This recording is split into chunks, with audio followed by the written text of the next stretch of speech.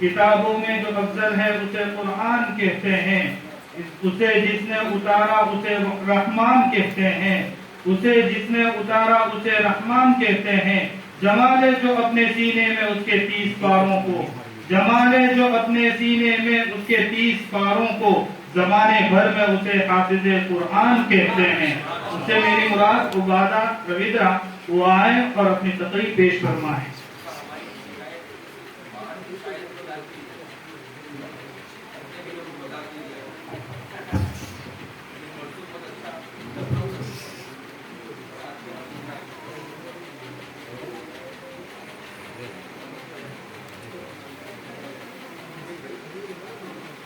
نحمده ونصلي على رسوله الكريم، أما بعد، أعوذ بالله من الشيطان الرجيم، بسم الله الرحمن الرحيم، ذلك الكتاب لا ريب فيه هدى للمتقين، وقال النبي صلى الله عليه وسلم خيركم من تعلم القرآن وعلمه۔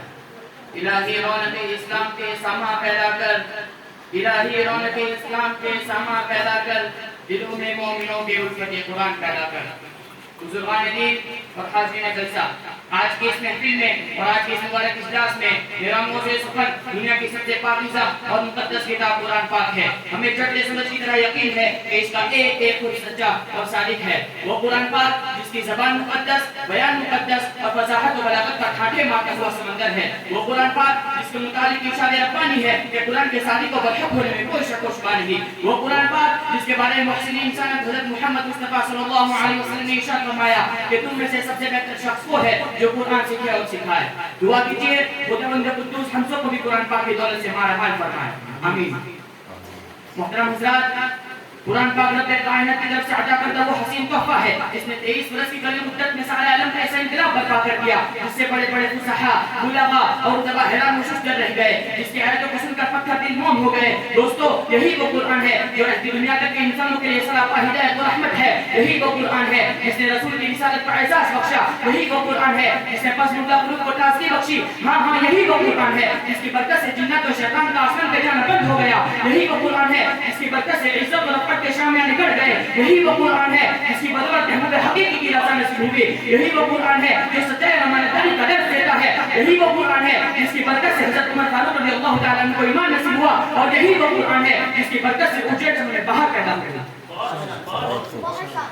محترم حضرات، آج کی اس نازک دور میں حافظ قرآن کو فضول سمجھا جاتا ہے، اس کے الفاظ کو حماقت بتایا جاتا ہے، کہا جاتا ہے کہ اس کو رٹنا اور بے سمجھے پڑھنا بے سود ہے۔ افسوس ہے افسوس، اس قرآن پاک میں ہمارا یہ خیال ہے جس کے بارے میں تاجدار مدینہ حضرت محمد مصطفیٰ صلی اللہ علیہ وسلم نے ارشاد فرمایا، اقرأ وارتقي ورتل كما كنت ترتل في الدنيا فإن منزلك عند آخر آية تقرأها۔ کہ قیامت کے دن حافظ قرآن سے کہا جائے گا کہ قرآن پڑھتا جا اور جنت کے درجوں پر چڑھتا جا، اور اسی طرح ٹھہر ٹھہر کے پڑھ جیسا کہ تو دنیا میں پڑھتا تھا، اور تیرا مقام وہی ہے جہاں تو آخری آیت پر پہنچے۔ محترم حضرات، قرآن پاک اس دنیا کی سب سے بڑی نعمت ہے۔ یہ زمین، آسمان، سورج، چاند، ستارے، کوئی اس نعمت کا مقابلہ نہیں کر سکتا۔ قرآن پاک رب کائنات کا سب سے عظیم کلام ہے، اور کیوں نہ ہو اس سے اتارنے والا امین، جس کے ذریعے اتارا گیا وہ بھی امین، جس ذات پر نازل ہوا وہ بھی امین، جس مقام پر نازل ہوا وہ بھی امین، جس مہینے میں نازل ہوا وہ تمام مہینوں سے افضل، اور جس رات میں نازل ہوا وہ 1000 مہینوں سے بہتر ہے۔ محترم حضرات، قرآن یہ نعمت کتنی بڑی نعمت ہے۔ حافظ قرآن کا مرتبہ کیا مرتبہ ہے؟ قیامت کے دن سے 10 آدمی جن پر جہنم واجب ہو چکی ہوگی، حافظ قرآن اپنی رب کی بارگاہ میں ان کی سفارش کرے گا، اور رب کائنات اس حافظ قرآن کی سفارش کو قبول کرے گا، اور اس حافظ قرآن کی برکت سے ان آدمیوں کو نجات ملے گی۔ محترم حضرات، میں اپنی تقریر کو ایک شعر کے ساتھ ختم کرنا چاہوں گا۔